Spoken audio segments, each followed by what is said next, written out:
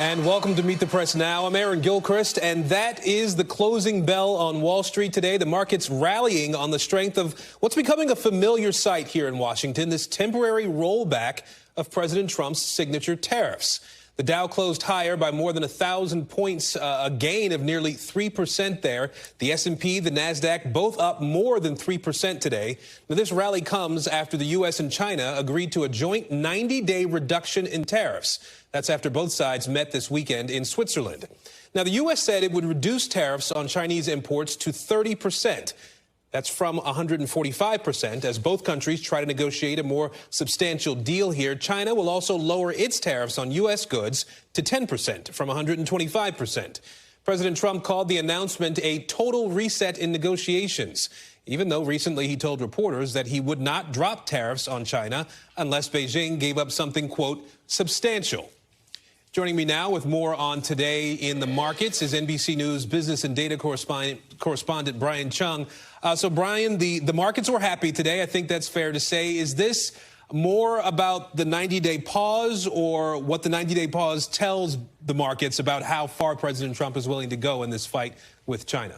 Yeah, Aaron, I think what it tells us is that we are likely past the worst of it just in terms of the number on the tariff rate itself, because, yes, you have that de-escalation of the 145% tariff that we were levying on Chinese goods coming into this country. That is now at an effective rate of 30%. But you also heard from the president earlier today telling reporters that he doesn't think even after the 90 days, if there is no, in the worst case scenario, resolution, that he would re-raise it back up to 145%. He said he could go higher from here, but that it would likely not go back to 145% because it is an effective embargo on trade between these two largest economies. So that's the reason why you had the Dow Jones ending the day up over 1,100 points. And I want to point out that if we zoom out, yes, there was certainly a point in time where we were down as much as 11% on the Dow Jones Industrial Average for the year. But now, effective for 2025, we are now only down about 0.3%. So we've essentially now flat, even though despite we've faced all of this volatility here. But of course, the question is, what happens in those 90 days? Can a deal actually get inked? Because this is not a deal today.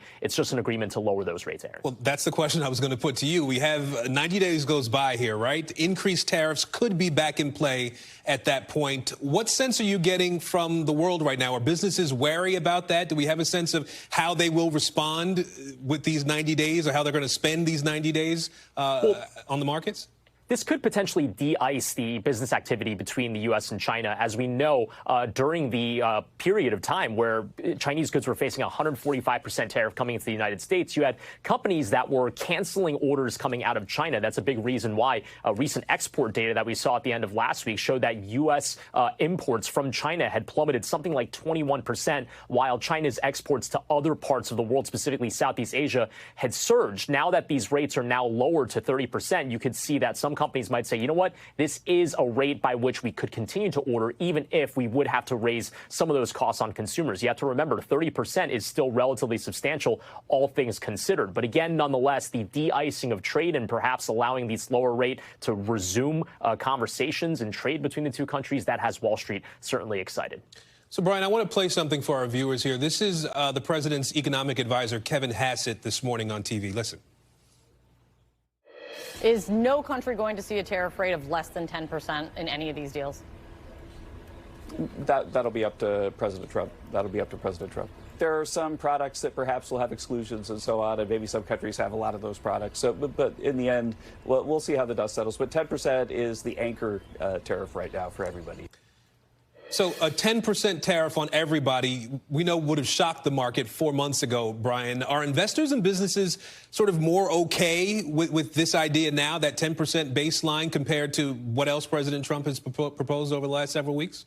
Well, I mean, it shows how much the Overton window has shifted, that now you have companies that are saying, look, 10% will take it, even though 10% is still dramatically higher than where it was prior to this administration taking form and taking the oath on inauguration. Now, I want to point out that the U.S. Chamber of Commerce has spoken out since the de-escalation of the conversation, at least with China, where we import so many electronics, clothing, those types of things. And the U.S. Chamber of Commerce is still warning, look, tariffs are still really high. They said the following: while any agreement that reduces tariffs is good news, it's important to note that even with this China agreement, tariffs are much higher overall than where they were at the beginning of this year. They say that small businesses are still dealing with growing costs and disruptions. So to your point, Aaron, yes, you have the 30% on China, the 10% on the rest of the world. This is still a very tariffed global economy that we're facing. Again, can the administration negotiate with all those countries going forward? We'll have to see.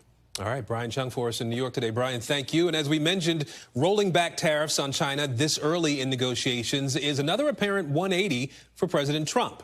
So here's some of what he told reporters recently on Air Force One and some of what he told our Kristen Welker during her recent exclusive interview on Meet the Press.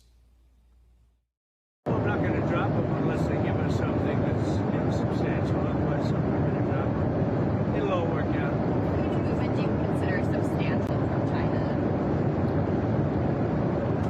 Well, free up China. Let us go in and work China. Would you consider dropping the tariffs to get China to the negotiating table? No. So you're not, just to be very clear, you're not dropping the tariffs against China to get them to the negotiating table. Those tariffs are staying on. Why would I do that? Would you lower them?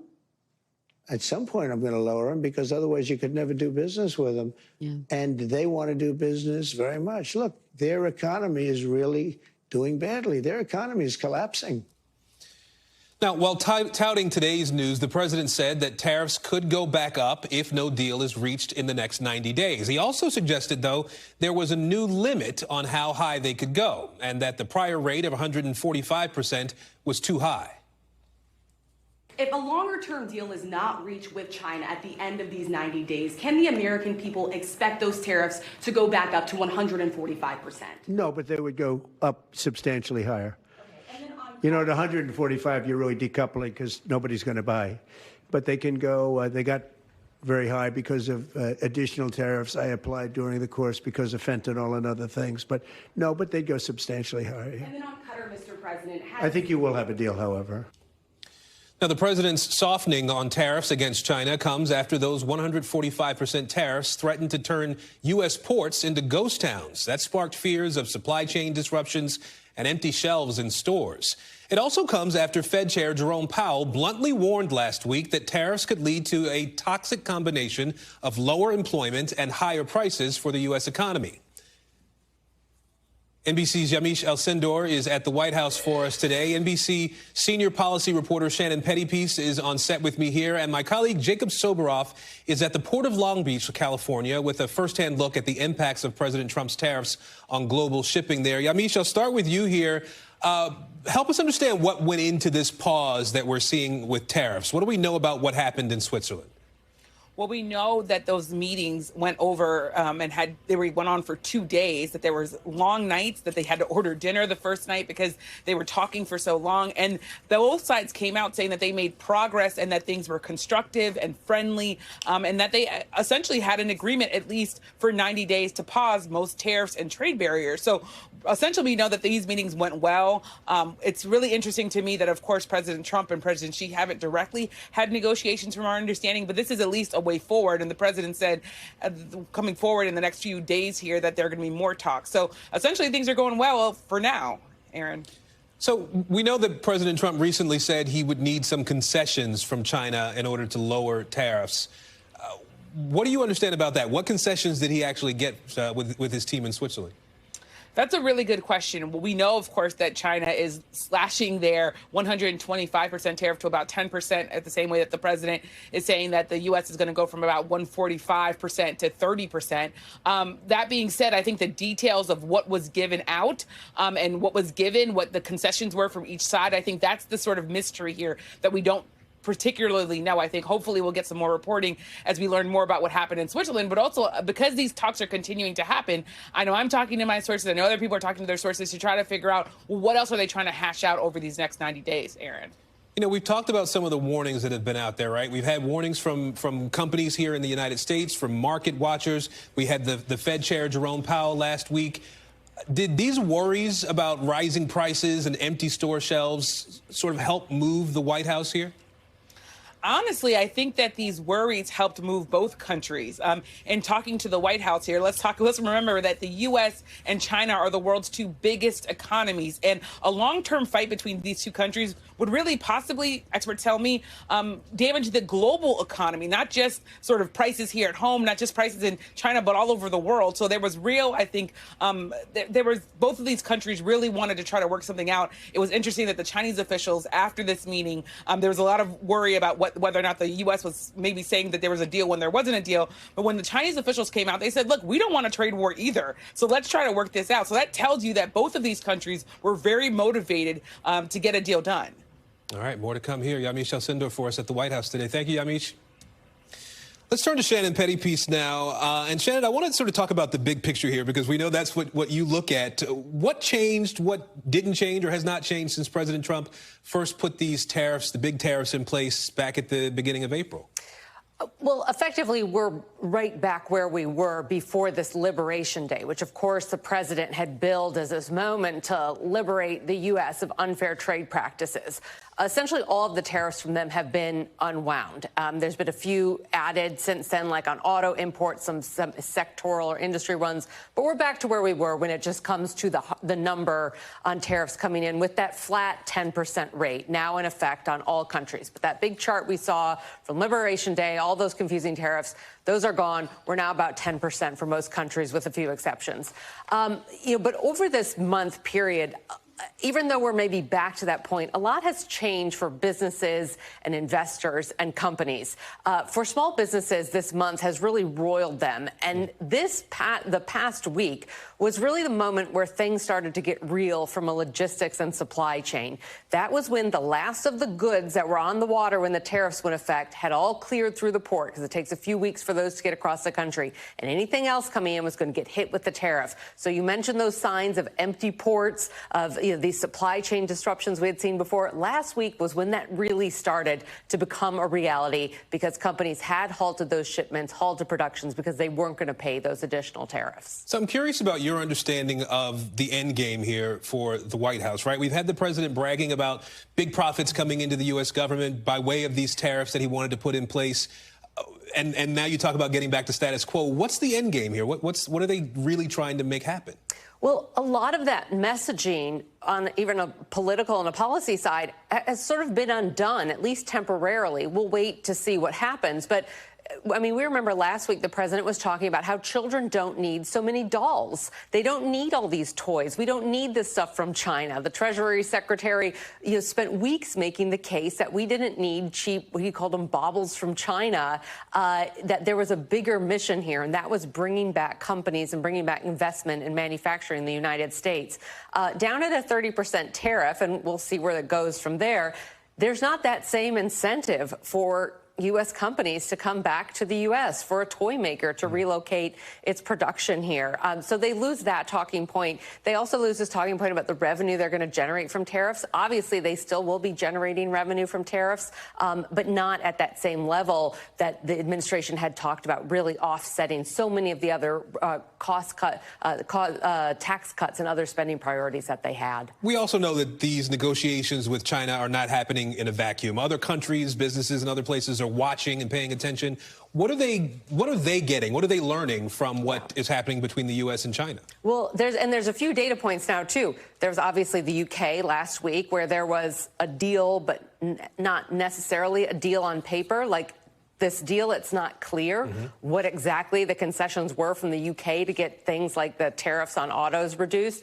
And there's also, remember, Mexico and Canada have been through this, too, where the tariffs were on again, then off, then on again, then off. So there's a number of countries, Canada, Mexico, UK, China, where we've seen a repeating pattern of the countries essentially holding their ground, not offering major concessions, and certainly nothing in writing or in paper in an official trade agreement form, yet being able to get substantial tariffs rolled back and really continue with the status quo. So I think other countries can look at that as well. Yeah, well, I'll be watching that. Shannon Pettypiece for us today. Shannon, thank you.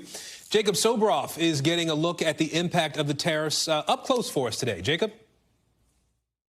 Aaron, I'm coming to you from the Port of Long Beach. It's part of the largest port complex in the world. Los Angeles and Long Beach combined have the most cargo volume of any port in the United States of America. This is quite literally one of the biggest economic engines for our nation. But for the last several weeks, and particularly today, we are essentially at a standstill here at the Port of Long Beach. The shipping vessels that would come in, the cargo ships, are so much fewer in number today that some of the port terminals have actually had to stand down because they don't need the workers to come in and unload the ships. The question on everyone's mind here today is, what is the impact of this 90-day pause, this preliminary trade agreement announced between China and the United States? And the answer is, it is too soon to understand the ramifications here. It takes weeks for those ships to come from China and make their way to the United States, sometimes as short as 10 days, but oftentimes over 2 weeks long. They have to actually book those appointments for those ships to be able to come into the port here in Long Beach or at the Port of Los Angeles, which is controlled by the city of Los Angeles, be put onto trucks, be put onto trains, and moved logistically throughout those centers throughout the country for people to buy those products. The products that did come in, the limited amount during that heightened tariff situation will be much more costly, and those costs will be passed on to the consumer. What happens now in these 90 days? People are worrying here. Experts are saying there could be a backlog of ships trying to get in that 90-day pause because we don't know what's happening on the other side. Uncertainty is the name of the game, and you can see it. You know, it's one thing to talk about it. It's one thing to hear the experts, the leaders of the ports, politicians, but it's another thing to be out here. I've lived in Los Angeles almost my entire life. I've been to this port countless times. This is one of the quietest moments I've seen at the Port of Long Beach in all of my reporting here over many years. And so I think at the end of the day, what we're waiting for is 90 days. Will ships come? If they will there be enough logistical operations here in order to bring those ships in, unload those goods with the reduced tariffs? Or will we have a backlog like we saw during COVID of dozens of ships stacked out into the Pacific Ocean? There's one ship coming in right now. One ship coming in is a lot fewer than they're used to here, Aaron. And so we're going to keep an eye on it, and I know that people back in Washington will as well. Aaron? Jacob Soboroff for us in California. Well, coming up, finally free. Hamas releases the last living American hostage from Gaza as President Trump heads to the Middle East to meet with Arab leaders. Plus, the Trump administration says it's taking aim at the cost of prescription drugs, upping pressure on drug makers to slash prices here in the U.S. You're watching Meet the Press now.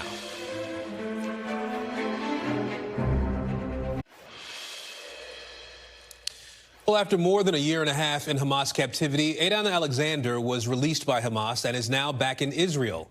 He's believed to be the last living American hostage in Gaza. The 21-year-old was handed over to the Red Cross in Khan Yunis and then transferred to the Israeli military. These pictures were just released of his emotional reunion with his family. That's as his mother and family members hug him for the first time in more than 19 months. President Trump celebrated his release while also noting that other American families continue to fight for the return of the bodies of their deceased loved ones still in the Gaza Strip. As you know, Aidan's the only American citizen who's captured and held hostage by Hamas since October 7th, 2023. And he's coming home to his parents, which is really great news. Getting the bodies back is very important. That could be a thing having to do with the religion. It could be sent. I was amazed at the level of importance. It's the same as if the son or husband or whatever was alive. President Trump is now on his way to the Middle East, where he will stop in Saudi Arabia, the UAE, and Qatar, but not in Israel. The president's trip is under scrutiny for what appears to be his focus on business deals over diplomacy. The Trump administration also confirmed it's preparing to accept a $400 million luxury jet from Boeing that's going to be coming from the royal family of Qatar for President Trump to use as Air Force One while he's in office and then to be donated to his presidential library. Joining me now is NBC News senior national security correspondent Courtney Kube and Dennis Ross, former special envoy for Mideast Peace and an NBC News foreign affairs analyst. He's also out with a new book titled Statecraft 2.0, What America Needs to Lead in a Multipolar World. Courtney, I do want to start with you here. The president's going to be stopping in Qatar, which we know is gifting the president with a luxury jet. Aside from the ethical issues that may exist here, what sort of security issues, what risk could this pose? Yeah, and while the Trump administration is insisting that they will follow all applicable laws, if in fact they take this luxury jet, $400 million Boeing jumbo jet from the Qatari royal family. But the reality is, Aaron, there's a lot more here at stake than just the ethical issues when you talk about actually getting this aircraft to essentially be a new Air Force One. And one of the biggest is retrofitting it or making sure that it is able to have the communications capability necessary for an Air Force One. Now, that would mean basically stripping parts of the aircraft out to provide the secure communication that the president would always need. Remember, he needs to have 24-hour access to nuclear command and control communications at the most secure level, no matter where he is, anytime, day or night. That includes while he's on an aircraft. But it's not just the secure communications. The possibility of taking an aircraft from a foreign national, a foreign government that is, even an ally, opens up the possibility that it could have listening devices or any kind of monitoring devices that would be embedded in. And Aaron, we're not talking about big devices that would be sort of hidden in the lampshades and things. We're talking about very small, very hard to detect, very sophisticated potential monitoring devices. The reality is, officials who we spoke to about this since this came out yesterday have said you would basically have to take that aircraft apart to ensure that there is nothing in there that could compromise the communications of the president and his closest advisors, Aaron. Every screw, every bolt would have to be examined to make sure that it's not something that's pin-sized that could be used nefariously. Courtney, we also, obviously the president's going to the Middle East, right? But notably, he is not stopping in Israel on this trip. I know you have some reporting about tensions in this relationship between President Trump and the Israeli Prime Minister Netanyahu. What more can you tell us about that?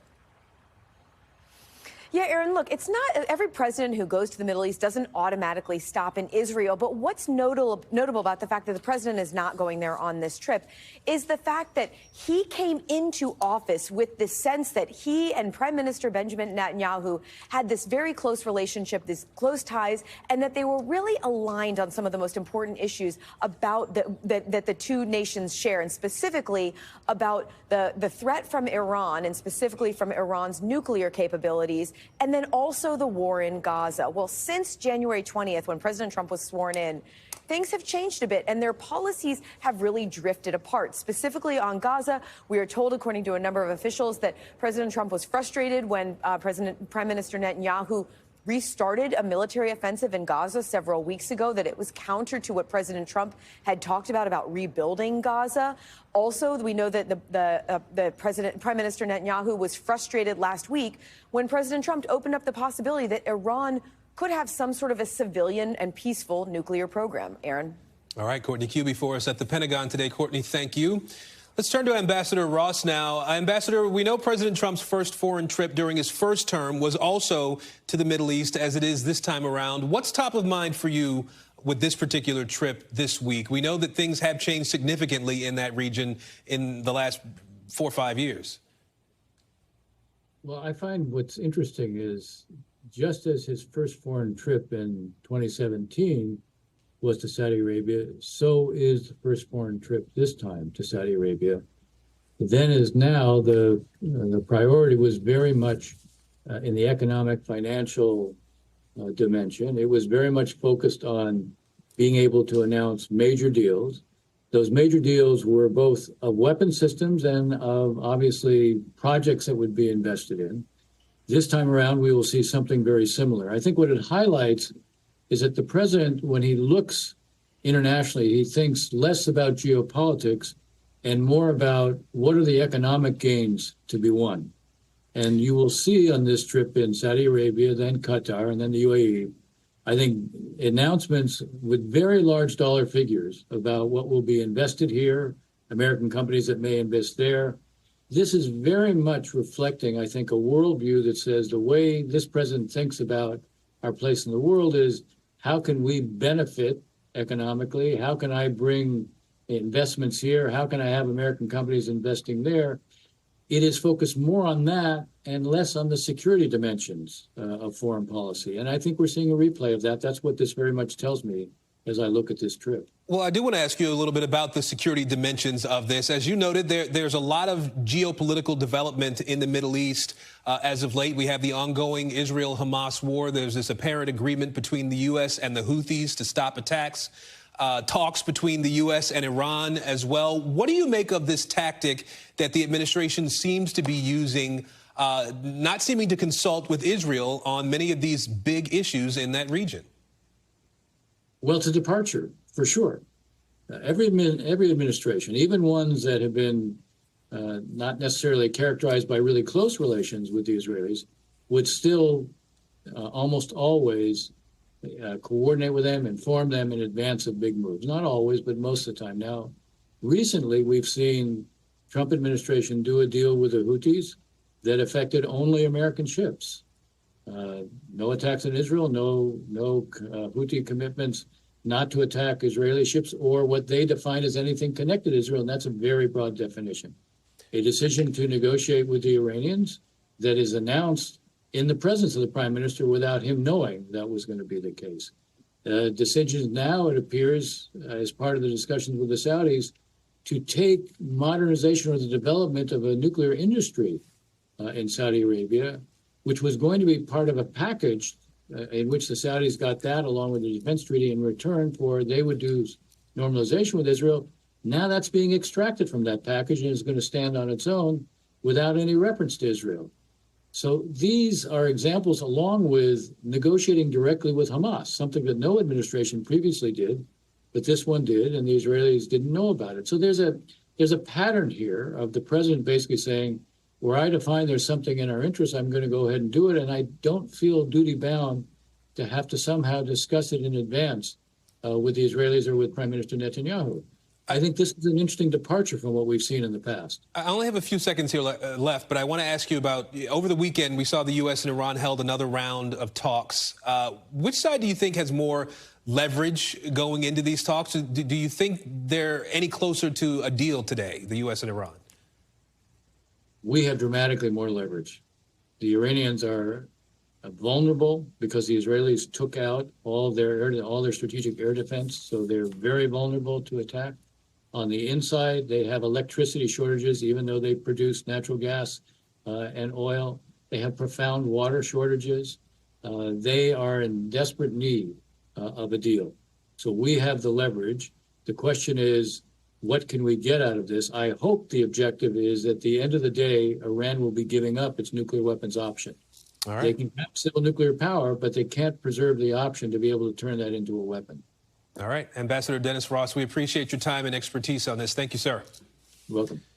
And up next, Republicans on Capitol Hill at odds with each other over taxes and Medicaid as they unveil new plans on both major issues that are creating major conflicts. You're watching Meet the Press now.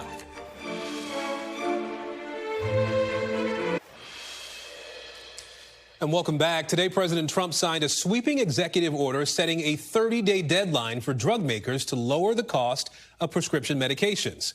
Now, the order calls for Health Secretary Robert F. Kennedy Jr. to negotiate new price levels for prescription drugs. If a deal is not reached, the order states that Kennedy will move to impose a new rule, capping U.S. drug prices at the lowest rates paid by other wealthy nations.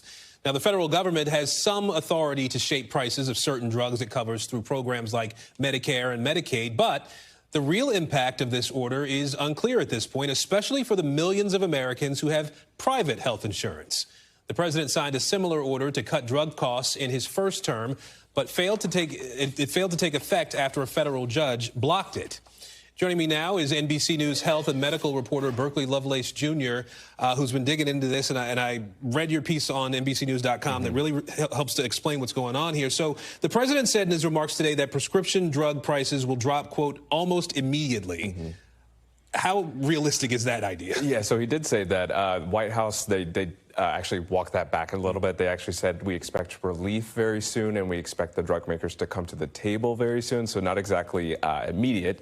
But there are questions on whether or not Trump will be able to get this done and whether he has like the legal authority to do this. Right now, you'll recall the Biden administration negotiated drug prices under Medicare, but that was passed under Congress, not an executive order. And so This policy from Trump is much broader. So he's saying that it will not only go after Medicare, but also will go for drugs under Medicaid and private insurance as well. He even mentioned the weight loss drugs, Ozempic and Wegovy, saying that they'll target those as well.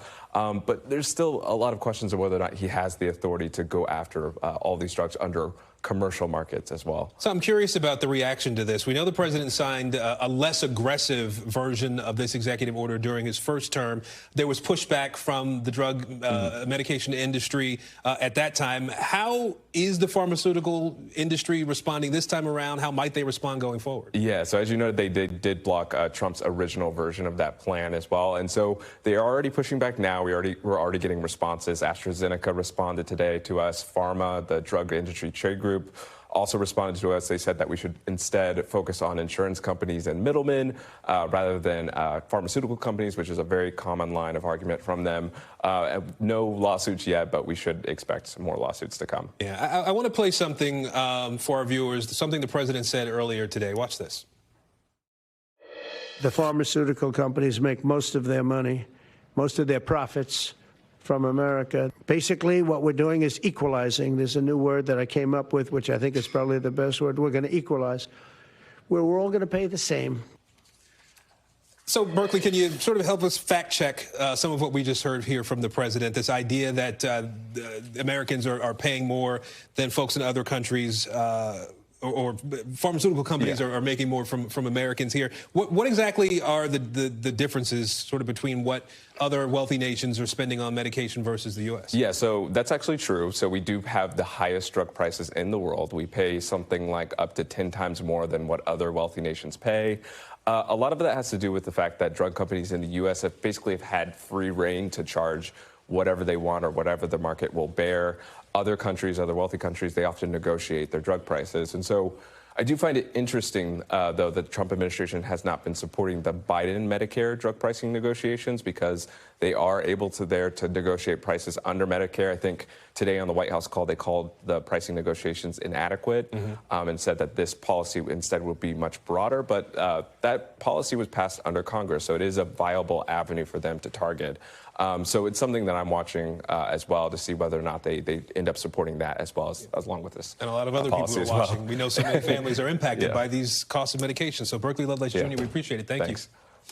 Let's turn now to the ongoing clash over Medicaid that's happening on Capitol Hill. Late yesterday, House Republicans released a key chunk of that massive bill that's in the works now to fund President Trump's agenda. The new legislation would slash Medicaid spending and expand restrictions on recipients. The bill did not include potentially harsher cuts to the program. That's after the debate ignited Republican infighting. But the bill is still meeting some pushback from Democrats, and even some Republican senators are balking at the idea. In a New York Times op-ed, Missouri Senator Josh Hawley warned that many people in his state would lose health care and hospitals would close if his party went through with cuts to Medicaid. Joining me now from Capitol Hill is NBC News senior national political reporter Sahil Kapoor. Sahil, so help us understand what's in this newly released text of this agenda bill, and what would it change about how Medicaid is handled? Hey, Aaron. Well, the bill has significant cuts and structural changes to Medicaid that House Republicans are planning to mark up and vote out of committee tomorrow. That's the Energy and Commerce Committee. Specifically, there are limitations to Medicaid in the form of work requirements for able-bodied adults under 65. They have to prove that they're working or trying to find work or doing community service to a significant degree to access any Medicaid benefits at all. There are tougher eligibility screenings, verifications to make sure that people are citizens. People who are not citizens aren't getting Medicaid. There are also federal Medicaid funding cuts to states who allow coverage for undocumented people. All in all, the bill does not include the most aggressive ideas that Republicans were considering that would save the most amount of money, including per capita caps on Medicaid spending, as well as reducing the federal burden on the Medicaid population, especially the Medicaid expansion population under ACA from what is currently 90%.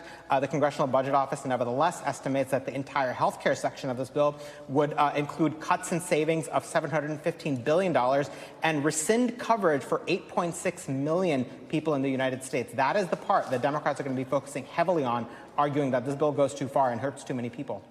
You know, we also saw House Republicans unveil the text of a tax proposal today. We know this text left out a decision on how much to lift the cap on state and local tax deduction SALT. What do we know about the battle there that's ongoing? Well, essentially, the Ways and Means Committee, which is also planning to mark up this tax bill tomorrow, is punting on one of the most difficult questions within the conference, which is what to do about the state and local tax deduction, which Republicans capped at $10,000 during the first Trump presidency. There are a whole slew of Republicans, at least a dozen of them, in high-tax states like New York and New Jersey who insist on raising that cap because it hurts their constituents the most. What the Ways and Means Committee is doing is essentially punting that question, putting in a number, a $30,000 limit that these Republicans have said is inadequate. At least many of them have said is inadequate. It's precisely the deal that they rejected. And one pro-SALT Republican told me, quote, "We are not budging on this, and the bill as written will not receive any of our votes." Unquote. In other words, there are at least 4 Republicans who are going to vote against this bill if it reaches the floor, and 4 Republicans is enough to scuttle this in the entire House, Aaron. Let me ask you, too, before I let you go. President Trump has been floating increasing the tax rate for the highest earners. We've heard him talk about that recently. How is that being received by Republicans in Congress? Not well. They've pretty much emphatically rejected President Trump's idea here. They also see it for what it is, which is a half-baked float. Every time President Trump puts this out there, either quietly or frontally, he kind of hedges, he walks it back, he says, I'm not really committed to it. He worries that the Democrats would attack the Republicans for doing this. So at the end of the day, the Republican Party is still essentially where it is on party orthodoxy, which is that they don't want to increase taxes on anyone, certainly not affluent earners. Aaron? All right, Sahil Kapoor for us on the Hill today. Thank you, sir. And after the break, law and disorder. The White House says it's weighing the suspension of due process for millions of people in the United States, sparking backlash and new concerns about a constitutional crisis. The panel is up next. You're watching Meet the Press Now.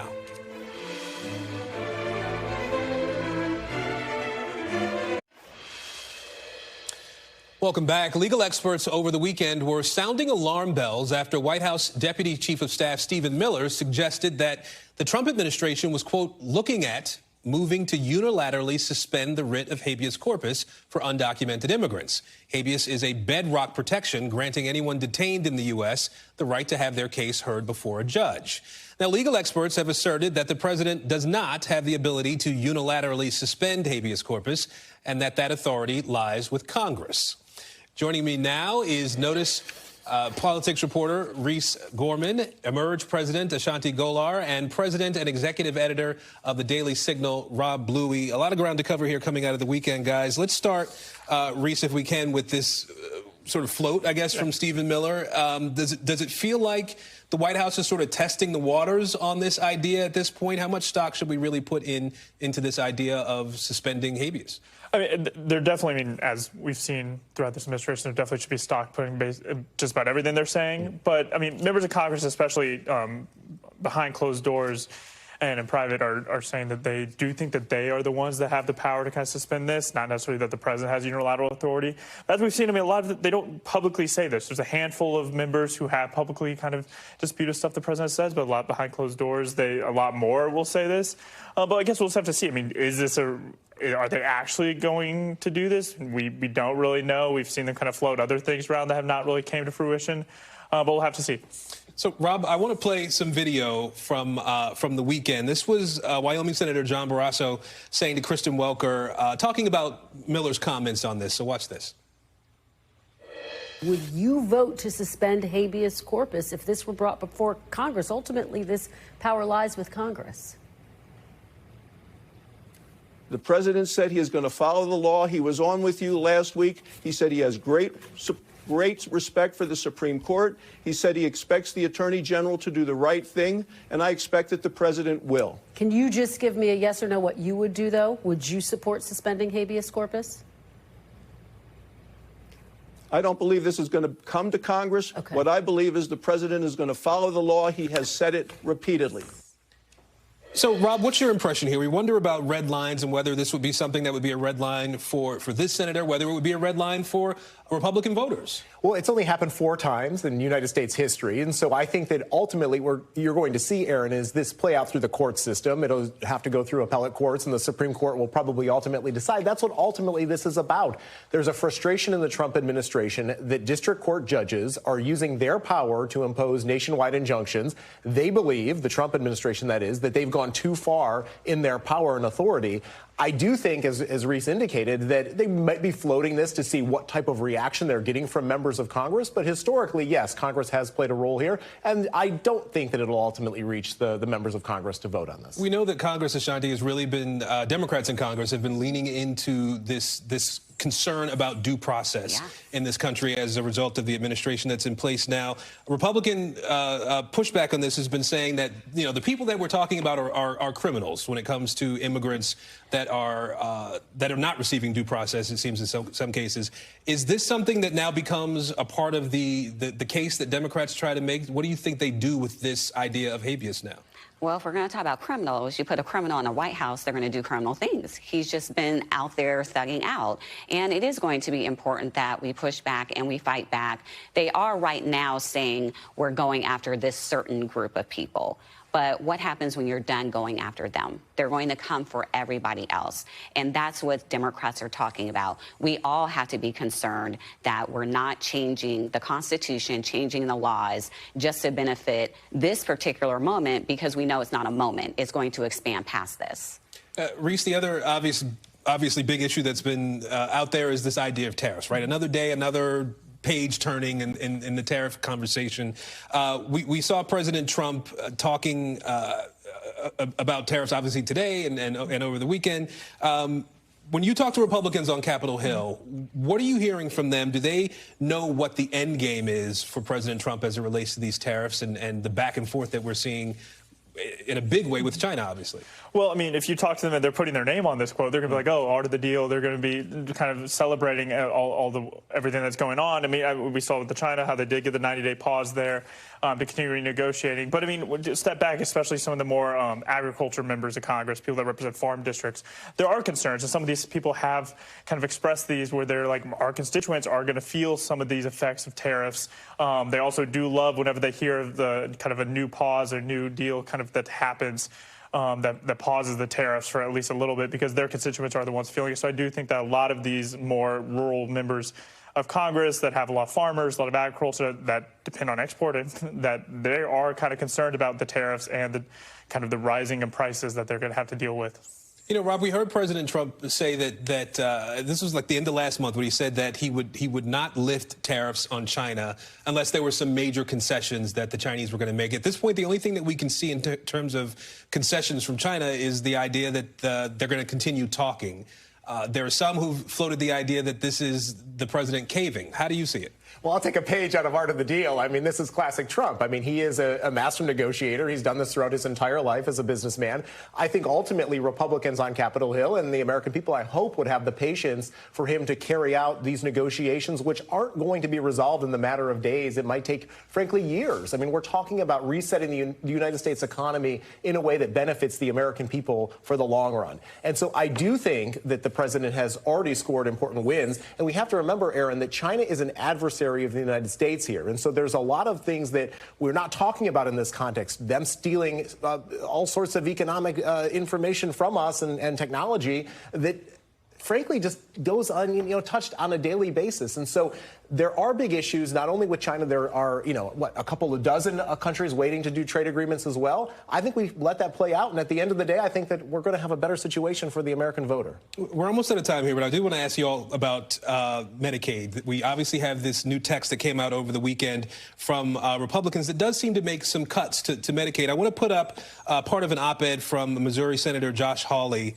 He said, if Congress cuts funding for Medicaid benefits, Missouri workers and their children will lose their health care and hospitals will close. It's that simple, and that pattern will replicate in states across the country. So, Rob, can House Republicans defend these cuts while you have members who are expressing concerns at this level? So Medicaid has grown both in size of enrollees and the cost pre-COVID and post-COVID. I mean, there are now nearly 80 million Americans on Medicaid. It's costing nearly $1 trillion to fund that program. These are not sustainable for the future. I think what you saw today in the text that they put out were some common sense reforms that the American people support. Most importantly, those who are able-bodied and able to work should have a job if they're going to get Medicaid benefits. Ashanti, this represents a degree of infighting among Republicans. Is there an opportunity for Democrats here, and what do they do? Absolutely. We know 20% of the country is on Medicaid. So this is another example for them to show how Democrats are actually fighting for the American people. They're talking about having able people work. Well, guess what? We're losing jobs due to Trump's actions. Prices are up. All this is going to do is put more strain on our economic system, and we know the economy was the #1 issue for Americans. So as Democrats, definitely speaking up and fighting back on this one as well. And somehow we've run out of time already. I apologize. We just kind of blew right through this, but I appreciate you all being here. Reese, Rob, Ashanti, thank you all. And still to come, the White House welcomes dozens of white South Africans to Washington as refugees. That's while the administration bars many other refugee groups from entering the U.S. and deports even more. You're watching Meet the Press now.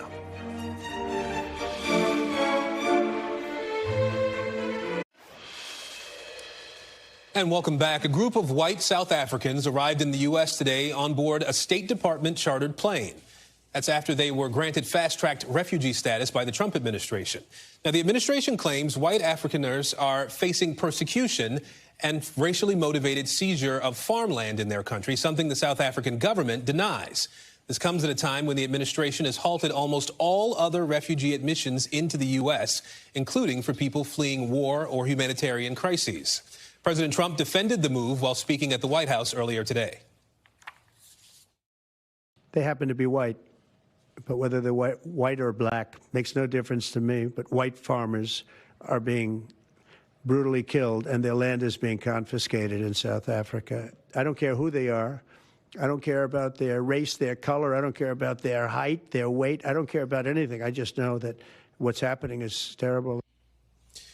Joining me now is NBC News Chief Foreign Affairs and Chief Washington Correspondent, our Dean here, Andrea Mitchell, to help us understand what's happening. Obviously, this is something that's driven a lot of concerns here. What message does this send to the rest of the world, really, when you have the Trump administration handling these refugees in this way, when at the same time we have the State Department suspending the refugee resettlement program? Well, in fact, the president, on January 20th, his first day in office, suspended the entire refugee resettlement program. And this included people from all over the world, but particularly right now, Sudan, where there is a genocide and people cannot get out. These are black Africans and people from, Haiti, people of color from Latin America fleeing the violent gangs.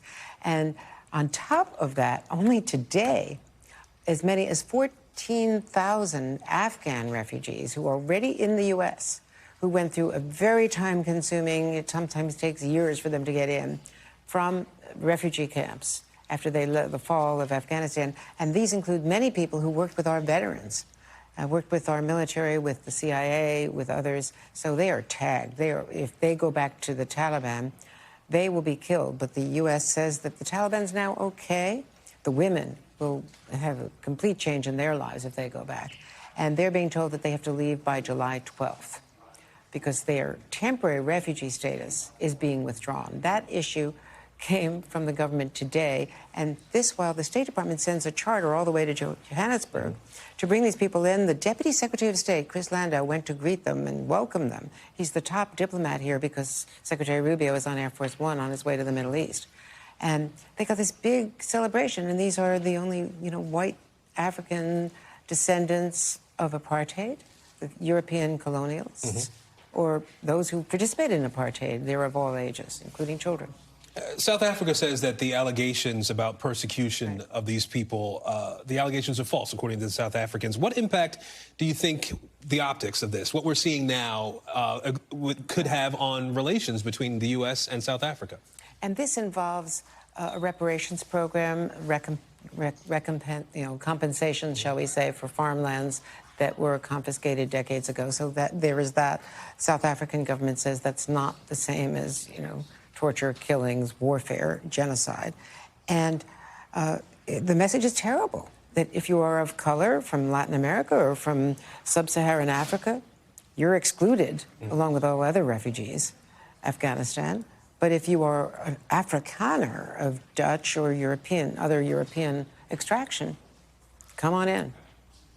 Yeah, that is the message it seems to be sending for so many people, perhaps for some folks not surprisingly. Andrea Mitchell, we appreciate you helping us to understand a little better what's going on here. Thank you. Thank you. And we thank you for joining us this afternoon. We are back tomorrow with more Meet the Press Now, but the news continues now with Hallie Jackson. Thanks for watching. Stay updated about breaking news and top stories on the NBC News app or follow us on social media.